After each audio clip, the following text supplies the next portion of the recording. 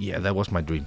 And for many years, I thought I was going to build my own company, because it's illegal to say you're sustainable. You cannot say that. And then suddenly, just boom, I went down with stress. For my wife, I think it was really, really hard. For some crazy reason, I find myself in this industry of ours. So Jesper, thank you so much for being here, and thank you for accepting my invitation to this podcast. Tell us a bit more about yourself in a very fast 5 minutes introduction. Yeah. My name is Jesper. I am the brand manager of Sprit Co, an importer distributor in Denmark, Copenhagen. Yeah, Denmark, the whole of Denmark. I come from Aalborg in the northern part of Denmark, and I live in Aarhus, and then I work a lot in Copenhagen. And my background is from the humanistics. So I have a master's degree in English. And for some crazy reason, I find myself in this industry of ours. It's been quite the journey. I've wrote a master's thesis on the branding of locally produced spirits in an international context in an English university education.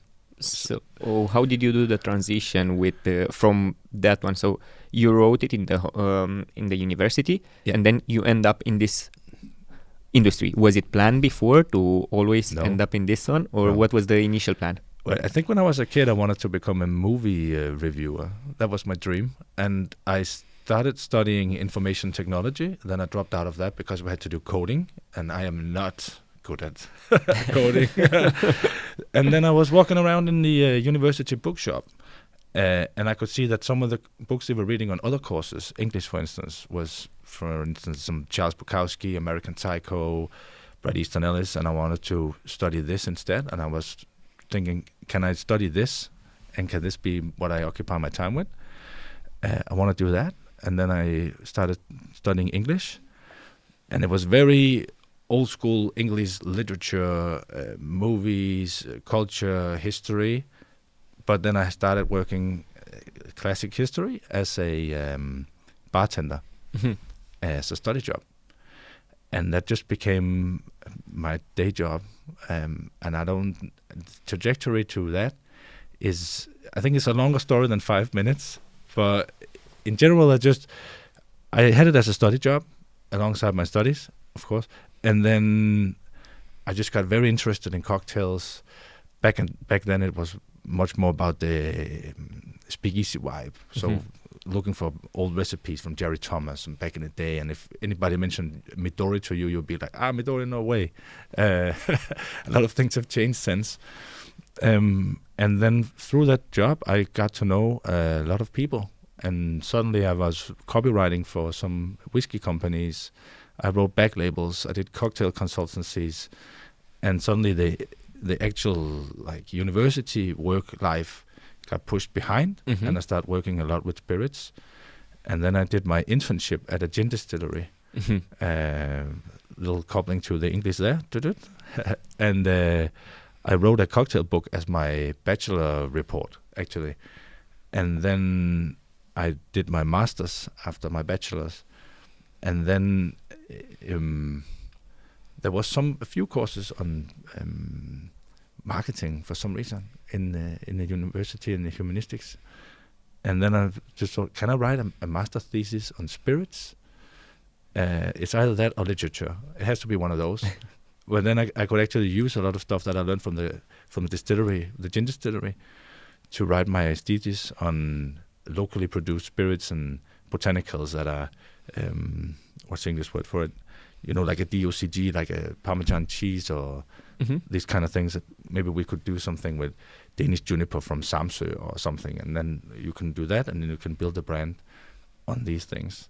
So somehow that became my master's thesis. And from there on, I worked at cocktail bars for many years. And then I was the bar manager of a hotel chain. And then I got a family.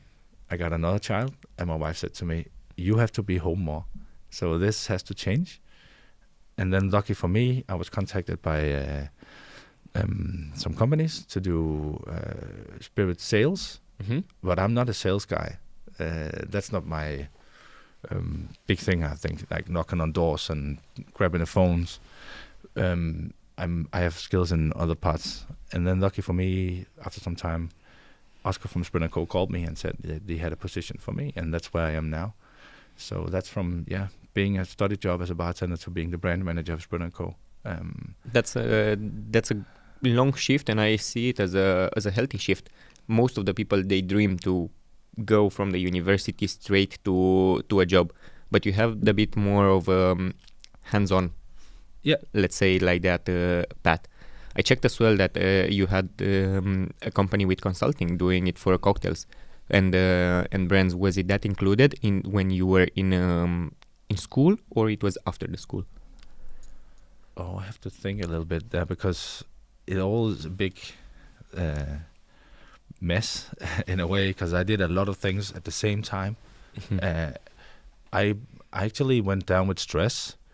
And then I actually had dropped out of university at one point.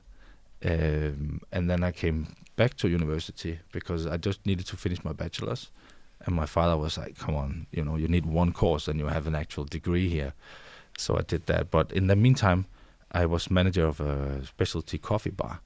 At the same time, a bar called Siegfried's in Aarhus. One of the first ones to do specialty coffee along with Coffee Collective and all these other big players now. And I did that at the same time as I was a bar manager at a place called Bartenders in Aarhus.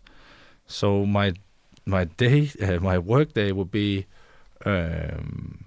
get up at 6 on a Thursday morning, go open the coffee shop, go from the coffee shop at 4, have 1 hour walking around town, just spending time, killing time, go to the bar, open the bar, be home from the bar at 5 in the morning, get up at 7, go help in the coffee shop, work in the coffee bar, go back to the cocktail bar, and that's manageable for a slight amount of time, but you cannot do this for a long time because there was no sleep, total lack of sleep, and then suddenly just boom, I went down with stress.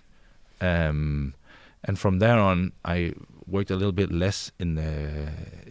Sorry, I'm thinking I'm going out on a limb here because your question was. You keep going. It's okay. Yeah, it's good. I mean, I like the way that you started to talk about the overworked industry and how you started it as well. And for many people, this is mind blowing. Okay, how can you still keep 2 jobs?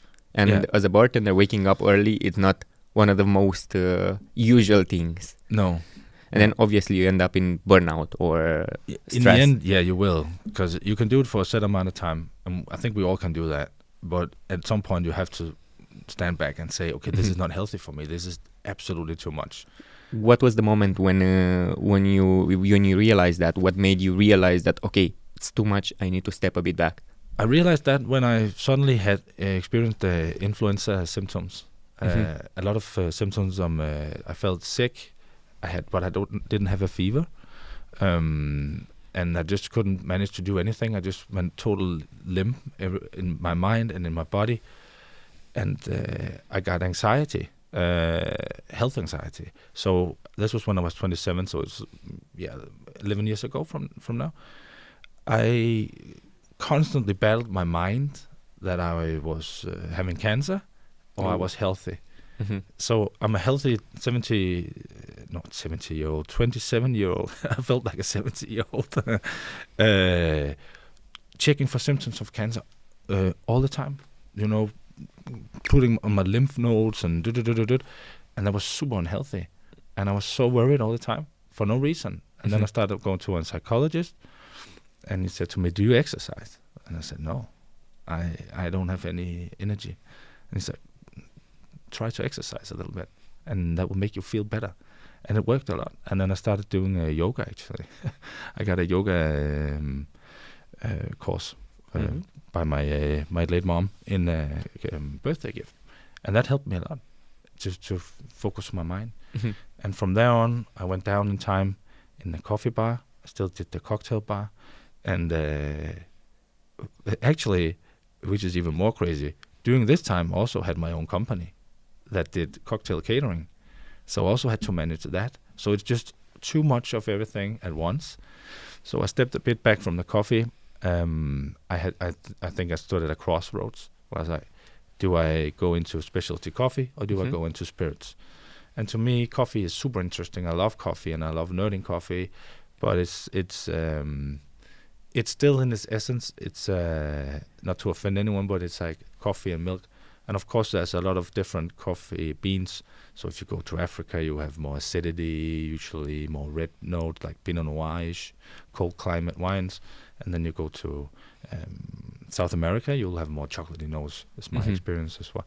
But it's still, I mean, and then you look at spirits, and then you have so many cocktails, like infinite options.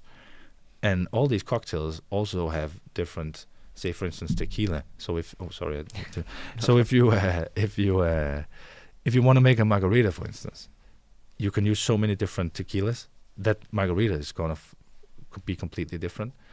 You can use different lime juices, the freshness, everything. There's so much to play around with. Whereas coffee for me was more. So I chose spirits. So you chose spirits, and from that point you were like, okay, I was gonna make a career out of it. Yeah, that was my dream. That was your dream in there. Yeah, that became my dream. And for many years I thought I was gonna build my own company to become a huge like something I could live off. Good. But in the end, after Corona and everything, with all the economic, where you have to pay loans back and then you didn't have to pay loans back, and then it's just so bureaucratic. I really admire people that have their own companies. I had mine for 10 years. I sold it to my companion, and he has it now, and it's actually going really well, so I love that. But I didn't go into it to do bookkeeping and all the bureaucracy about alcohol taxes. I went into it to make cocktail menus and make cocktails. So yeah, it's super impressive. People have companies. So yeah, but I definitely knew that I would like to work within our industry somehow. And at that point, I did not mind being in service 5, 6, 7 days a week. That came with the kids. So how was it to still work 5, 6, 7 days a week and still have that family life where you had time for it, or how did you manage to do it? Well, that was super tough. Especially when we had one kid, it was manageable. But then when we got my second daughter, for my wife, I think it was really, really hard. It was a lot. She was alone with 2 kids 5, 6 nights a week. And when I was home, I was super tired because I worked till 2 in the night. I had to get up at 6. That's when your kids get up. There's nothing, they don't give you any, they want their dad, and they should have their dad. So it was tough. It was manageable, but again, it's not something that I would be able to do for many, many years. I think that that would be like priorities, because it was tough. I mean, it was really tough.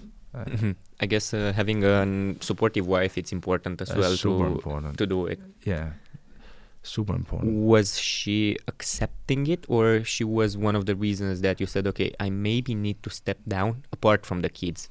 How was the relationship while still working this many hours? I'm asking because I got this question many, many times as well. Yeah. Like, how can you manage to have a social life, and then how can you manage to still work in this industry 6 days a week maybe? No, my wife is my anchor, as a cliche, but if I didn't have my wife and my family, I would work like a nutcase, because that's how it is, If you work with something you're interested in and you really love, I will work all the time. So she keeps me sane in a way, and my kids, it's the anchor. But it's I think it's manageable, but you have to realize that I talk with some colleagues in the industry that are way older than me, that have grown up kids. Some of the people I work with in my everyday life, and they're always like, when I look back, it's the time with the kids that matter, and you really have to keep that in mind. So I think that I work with a company, and he had a theme called the art of balance, and I literally think that the art of balance is what is important in our industry. You have to balance your social life, your work life, your family life, everything.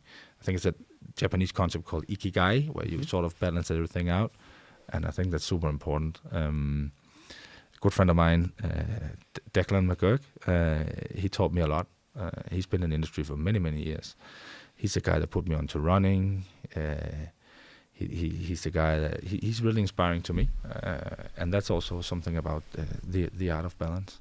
So in some way, he's one of your inspirations or mentors, or let's call it like that. How important is to have that kind of inspirations into our industry? I would think it's important to have somebody to look at and be inspired by. Definitely. Yeah. And from there, from the point that you were in time, you swapped to Sprit Co, and then you swapped as a brand manager. Was it a big shift into your daily life, or it was still working 6 days a week? It's a big shift. It's still, I'm always at work, in a way, in my mind. And I think that's due to the fact that I work with my hobby. I'm one of the lucky people in the world that I go to work, but I really love what I do. So I'm thinking about work all the time, and not in a bad way. What was the question again? If it was a big shift, and what was that shift from a daily life perspective?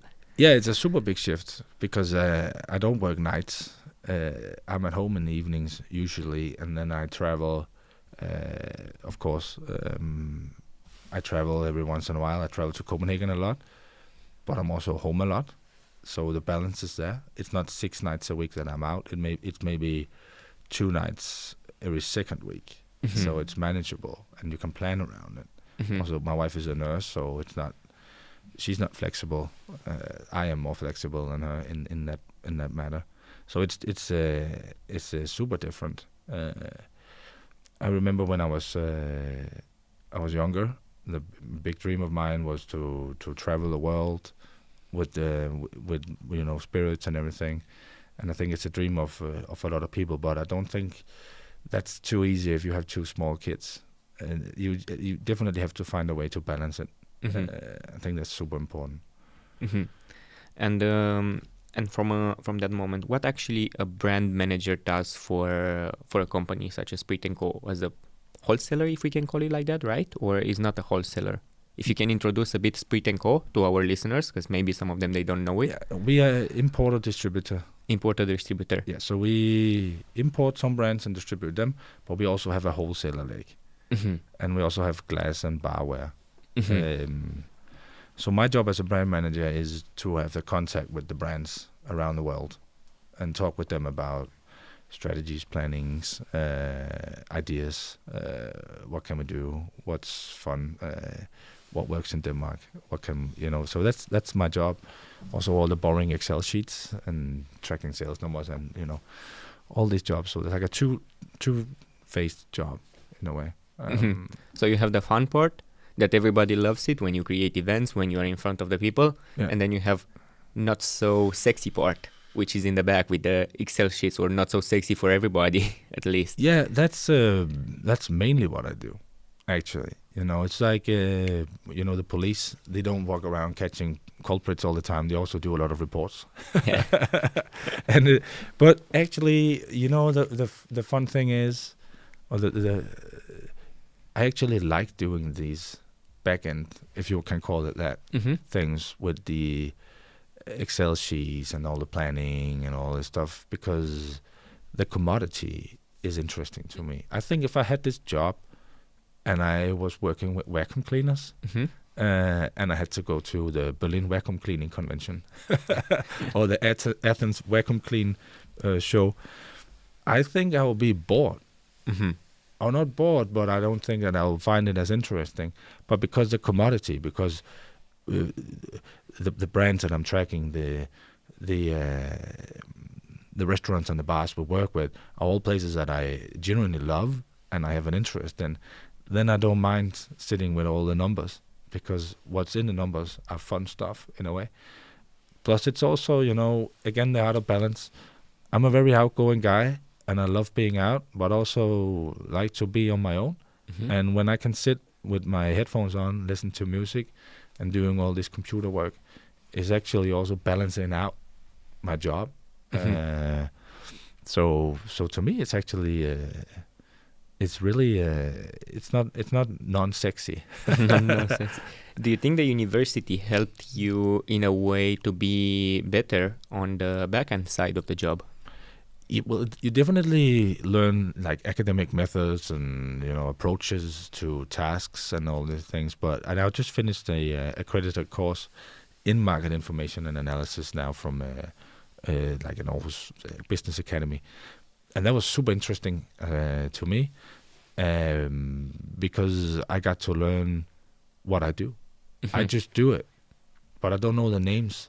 Mm-hmm. So when I'm sitting with my teacher and saying, so then I do that, she's like, oh, that's segmentation. Ah, okay.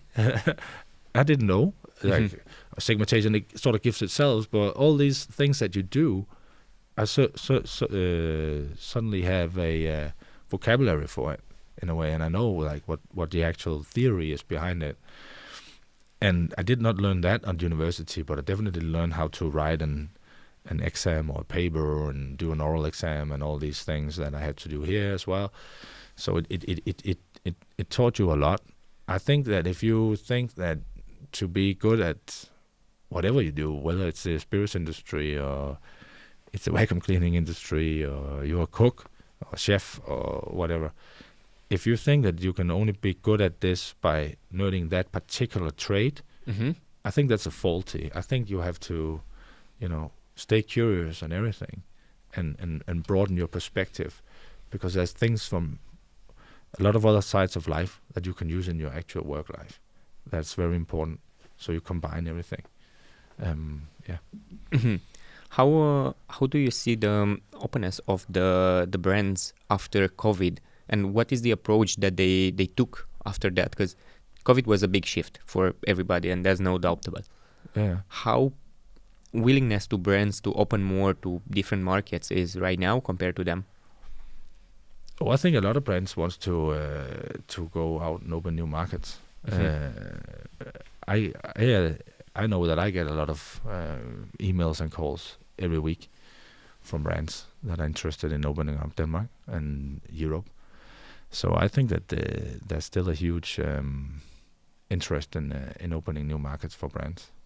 That's at least what I see from my side of things. And there should be, because at least Denmark, sometimes I tend to compare, like, Denmark is, as a market, is maybe the size of Hamburg as a city, but our culture around, like culinary culture, is so influential, of course, thanks to Noma and all these like Noma alumni that opened their own places afterwards and do. So the Copenhagen food scene is famous everywhere. And together with the Copenhagen food scene is the Copenhagen cocktail scene. Also with the Danish cocktail scene, there's super good cocktail bars in Aarhus where I live. There's good cocktail bars in Aalborg. There's hotels that do good cocktails in Jutland. It's not just in Copenhagen, but Copenhagen as a hub for gastronomy is very influential.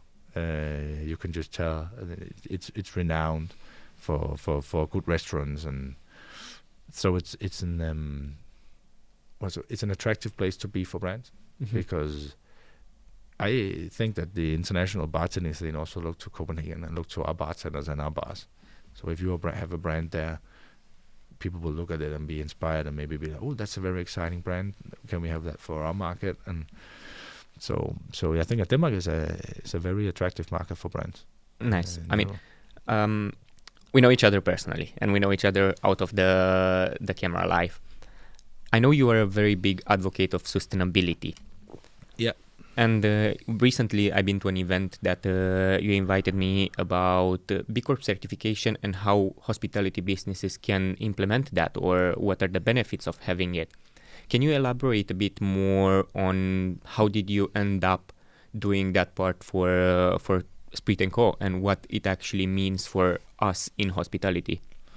I think the event was it became a lot about B Corp, but in general it was about sustainability and hospitality. And I think that what with the B Corp certification specifically is interesting to me is I know the work that it takes to get into to become a B Corp. It's a lot of paperwork. You don't become a B Corp if you don't genuinely care about sustainability. I think that maybe B Corp has historically had some certification, what's the word for it, criteria that were a bit too easy. There are some brands that are B Corp that I wonder how they are B Corp, but I think that they're working on that now.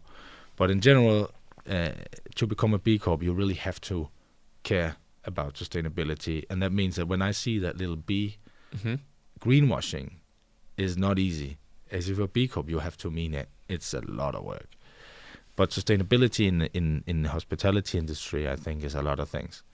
It's also sustainability on the people side of things. And that's also what B Corp does. It's not just about sustainability when it comes to environment. It's also about sustainability when it comes to how you treat your employees, to hours, to gender equality, all these things that are super important. So it's a holistic view of sustainability, and I think that the holistic view of sustainability is also the important one. Sustainability is a lot of things, and I think it's because it's illegal to say you're sustainable. You cannot say that. It's almost impossible. You'll get a fine. Okay, I didn't know that one. How come? It's just because I don't know if it's illegal per se, but if you say you make a water company and you write on your water bottle sustainable water, you really have to have everything in order to have not the food and health authorities come and tell you no, it's not sustainable. So that concept, but just like holistically speaking, I think what's sustainable is a lot of things. It's also work-life balance, and it's also how you if you're a distillery, how you treat your crops and everything. And to me, I think what's sustainable is what I think is important for me when I work with brands, for instance, is that it's not only about growth. It's about people and the craft and the what's the word? The actual, how you go about it, and you care about the quality of the product over growth. I think that's important. Of course, if you think that people are not in this business, of course, to make a living of it and make money, in the end, yes, of course, but you can do that in a lot of ways, and you don't lose yourself in that. And that's some of the things that I love with the brands we work with as well in Sprit Co. And if I look at brands that I would like to have in our portfolio, it has to be people that are behind it. I wanna talk with people. I wanna work with people, and that's the most important thing to me. Yeah. What? Okay, you said you want to work with people. What are some general, or what are some specific, more than general qualities that people has to have in order for you to see value in them, and then the product comes second? I mean, they have to really care about the craft and the product, and have a real knowledge and a real, passion for what they do. So, for instance, if I work with a cognac producer, they're not making a cognac to make money. They're making a cognac because they're passionate about cognac. So passion about what you do, I think, is number one. And so if I work with a bourbon or gin or tequila, mezcal, it has to be passionate people behind it. They're passionate about the category they make, not about making tons of money out of it, and then maybe losing their way towards that monetary gain. And they have to do it with respect of, the category the land, the people they work with, the fields, all of these things. If that can come together, then it's super interesting to me. Now I don't, Russ from Two Drifters, for instance, I think that's super inspiring the way he does it, where he has this total holistic look on the production of rum from cradle to grave. So when they do the CO2 calculations of their product, it's everything from the diesel used by the harvester in the cane fields to how the bar throw out the bottle in the end. And everything in between, from bottles to molasses to how they ship it to bars having lights on the back bar to light up the bottles, that's also accounted for. I mean, that level of passion is super inspiring to me. That really means that, yes, he wants to make rum, but he wants to do it in the right way that don't damage the planet. And that is super, super inspiring to me. And I can just see that a lot of the brands we work with are curious about becoming, like, do you want to know about, like, more sustainable methods or how to become more sustainable, and they're inspiring each other, and they work together, across, and that's so cool for me to see, and that makes me really feel also that we can really become like this, have this portfolio of a spirit family that kind of know each other within Sprit Co, and I think that's kind of unique, and I really love that. So sometimes I'm reluctant to mention tons of brands here because I don't think that's the case. But for instance, I know some of our brands work together with some other of our brands to become a B Corp, and they do a consultancy with each other. They ask me about what we can do in Denmark to make it to what works in the Danish market and what the bartenders want, and then they're adaptable to that because they're not big, huge brands. They're people that listen. And they're adaptable, and that is also a key.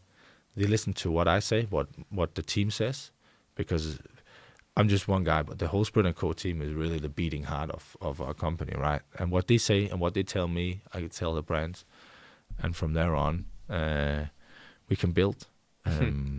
If any brands are watching it, what are, let's say, 2 things that Danish bartender loves? Bulk solutions. Bulk solutions. That's one of them, because a lot of places pre-batch, and it's both more sustainable, and there's all the glass and handling of the bottles and time, and so it makes a lot of sense if you're pre-batching. So bulk solutions, definitely, and also working in more sustainable matters. At least I think that's important. I know not everybody in the industry cares too much about this, maybe more about price and whatever, but I don't think we can afford to not care. The clock is ticking. If we don't do anything, well, what does it matter? Then maybe not my kids or my kids' kids, but then their kids. What world they will leave them? That's something you think about when you get kids. Like, you look at the macro politics now, it's a bit worrying, but at least I can try to do something within my field of work. And if that can inspire, and if that can, then I think that's important. But yeah, bulk solutions is definitely a thing that we have seen coming on. But also, we have bars, and we have other things, other places we collaborate with that demand organic products or B Corp products. So if I have some brands that are asking me, should we try and work towards becoming a B Corp? Yeah, for sure. What's to lose? You learn something about yourself in the certification process. You become better for the planet. It's a cool thing. Not to say that, because I also know a lot of brands that are not B Corp that do a lot of sustainable measures, but they don't shout about it, and that's also because they're afraid of greenwashing. Which I think is also a little bit of a crazy paradigm. So instead of pointing fingers at people that try to do good, maybe just help them and inspire them instead, and say, yeah, you say this, but if you do this, it's better. Not that I'm able to do it, but I just think we should not point fingers at each other. It's not a competition to become more sustainable, because we all have to lift together, and otherwise it won't matter. We have to inspire each other and help each other, and I think it's sad when somebody just points to things and say, "You're doing it wrong." Oh, but we're trying. Yeah, okay. So instead of pointing and say you're doing it wrong, I say, "I'd like to help you so you can become better," and then we can lift together the whole industry. I think that's important. No, it's definitely is, and I see it more and more willingness for the people to collaborate with each other. Even with this podcast, we're trying to get different kind of people just to help to give something to the, let's say, younger generation, or the people that are stuck in a position where they don't know where they can go after. So let's say like that. What are some skills that you as a brand manager have compared to, or what are some skills that as a brand manager you have and you also had when you were bartending? What are some common skills? I mean, you have to be outgoing, an outgoing person, people person. But I also think you have to be able to keep a cool head. I'm a very busy man, and as a bartender, you're also very busy. Usually I used to hire a lot of people back in the day as a bar manager, and you can always see, how people act in a busy situation in a cocktail bar where you're super busy. Do they lose their head? Do they lose the ability to calculate? So like 2 cocktails, 75 kronas. How much is it now? Because you're too busy to focus. And then you can see the people that that I historically at least have seen are very good bartenders are people that can get a sort of a high of being busy. Like, oh, we're super busy. Yeah, let's go. Let's do it. And that's sort of the same thing you have to be. At least that's a skill, I think, that a lot of, if you want to do a shift in work from being a bartender to even another trade, another industry, or if you want to work with brands, or if you become more on the business table side of things, or what you want to call it, I think that managers and the people that are hiring in other industries should look at ex-bartenders and ex-hospitality workers and acknowledge the fact that these people are able to keep their head cool in super stressed situations, because bartenders are. You can keep track. You don't lose focus. Your station don't look like a mess, even though you're super busy. Your tickets are, you have a focus. So that ability to keep focus in a very busy environment, being busy physically speaking with guests, or being busy with tasks or emails and phone calls all the time, you can stay focused on the task ahead, is a super good skill to have in life. And I think that's a skill that bartenders acquire, because that is paramount if you want to be a good bartender. Yeah. Absolutely. That's important. Yeah. From the point when we go a bit back in the time, from a point when you were the bartender, how was your evolution to hotel manager? Yeah, I was bartending, then I had my own job, my own company, sorry. Then I did a lot of consultancy on the side, where I wrote these labels and things. Then I was helping to do a bar at some festivals. I do some festival bars. And then my good old friend Hasse from Aarhus were approached by this hotel group. They had to find a bar manager for their hotels, because the plan of this chain was to the hotels that did not have a Michelin star or a restaurant that had as a mission to get a Michelin star had to have a bar that had to have a super high level of cocktails. So they asked Hasse to help them to find a guy, and he approached me. And at that time I worked at a wine bar in Aarhus, full-time as a manager. So I've been around coffee, wine, spirits, not beer, that's the only one I need. And then he asked me if I would be interested in doing this. And I had a meeting with the management and the owners of the hotels. and they were super interested in getting me on board, and I got on board. So I was headhunted for that job due to my curriculum within our industry, and of course due to Hesse knowing me as well. So also connections again, Yeah. people and people and people. Yeah.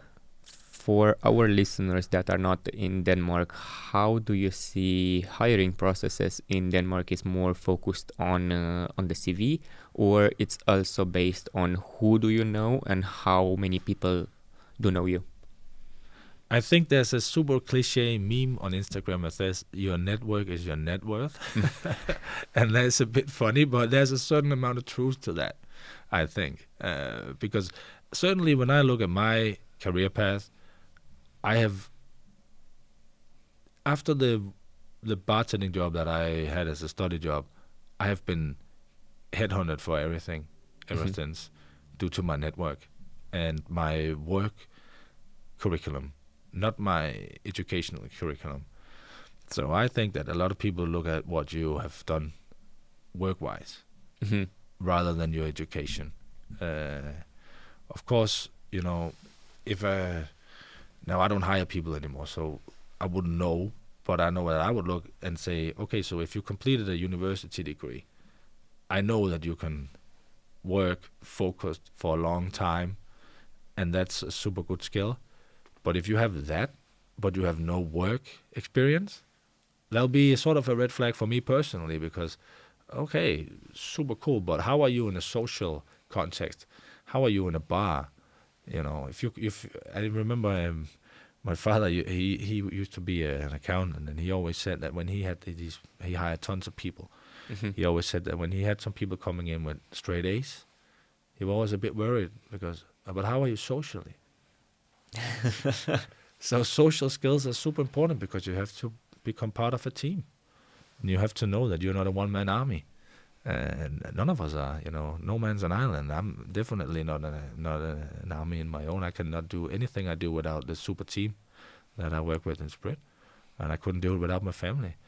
So, but I think the university degree, for instance, shows that you are able to focus, but then your work CV also shows you're able to focus. So this is a focus on a simple task, ahead of you. Yep. But the other one is a focus on a task where there's tons of noise around you. So if you can combine those two, I think that's super interesting. But like I said, I still think that there needs to be some sort of paradigm shift within other industries to acknowledge the skills you acquire working in the bar industry in a busy environment and that ability to focus. I think that there's an innate problem with that. Yep. I had Pedro in here last time, and we discussed as well of how bartenders or ex-bartenders are hired for different positions, and how companies are more willing to hire ex-bartenders even if they don't have a degree, let's say in sales. Yeah. They are willing to hire a lot more because they know their craft, because they know the products, and the sales, let's say like that, it can be trained.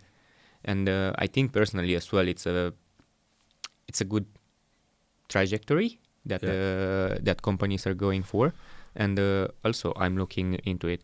But your profile, it's amazing. You've been writing labels, you've been doing hotels, you've been doing wine bars, you've been doing everything. If you can sum up to one thing that it was most important when you've done that one, what it will gonna be? One skill. Yeah. I think focus is a very, very important skill. But also, it's not a skill. But looking at everything I've done, it's always been bound to interest. You know, that I actually am interested, and that makes me invested by that interest in what I do. So I think it's really about, but it's not a skill. But the skill is to focus, I think. Keep the eye on the ball, no matter all the noise, all the things that come in from the side and extras all the time. You keep focused. And I've just been super lucky. Sometimes I have to do this with my arm and be like, okay, actually I've worked with my interest for all my life. You know, I'm so lucky. A lot of people don't get to do that. You know, and if I had the workload I have now, working with vacuum cleaners, I always come back to the vacuum cleaners because it's the most boring commodity I can think of. I think I went down with stress a long time ago, but because I'm interested and invested in what I do, my workload feels all right because I genuinely care about what I do. It's not a drag. It's not something I have to, oh, God damn it, I have to go to work on a Monday. I look forward to go to work on a Monday. It's okay. So if you can balance that focus and interest, I think that's super, super important. Yeah. Nice. And then I have 2 more questions for you, so we can wrap up this conversation. We usually like to do in here one question that is for everybody, and one question that is tailor-made for you. Which one do you want me to start with? Oh, that's up to you, Manuel. I'm okay. Okay, let's start then the one that it's tailor-made for you. If you have to go back in time when it was a critical moment for you, you said when you were stressed, what will be one thing that you will do completely different? Regarding my work life, or just regarding the work life? Yes. Yeah, I think that I would have seen if I could focus earlier, because I tried to do everything at once and tried to make everyone happy at once, instead of looking inwards and say, well, what do you want?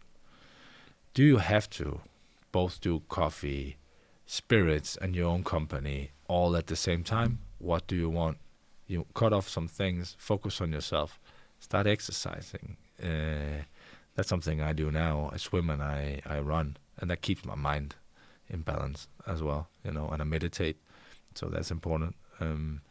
So I would have told myself, you know, take a step back, take a deep breath, and look at all this, and focus. Which one of these things do you think you want to put your time in? And then do that, and then cut off the rest, and start using your body and your mind. I think that's key. I think that's what I would tell myself if I could. That's great. And then the other one is what still keeps you motivated after that much time to still going, after still waking up every morning and say, I want to go to work. I want to do it. I think the people I work with, I genuinely consider my colleagues friends, good friends, and I love working with them. And a lot of the people that I have work with from the brands have become friends of mine now, you know. So the people keeps me up and running. I love checking in with all these guys around the world and see how they're doing and how we do. And, you know, a lot of the time we don't always just talk about trade. We also talk about life. And that is important. Because if we can only talk about cocktail recipes and stuff, then it's just work. But I genuinely think that we talk about a lot of things that are not just work, and checking in with each other. And that keeps me interesting every day, you know. The work is what keeps us going, but it's not what keeps us going in the end. It's also just the personal relations, and that's what I love about our portfolio. Is that there's not these huge big brands. It's a people business, and I see that as a people business all around. Also, the people business that you and me are sitting here now.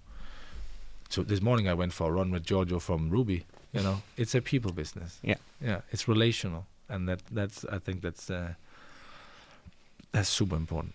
That is, and thank you. Where people can find you?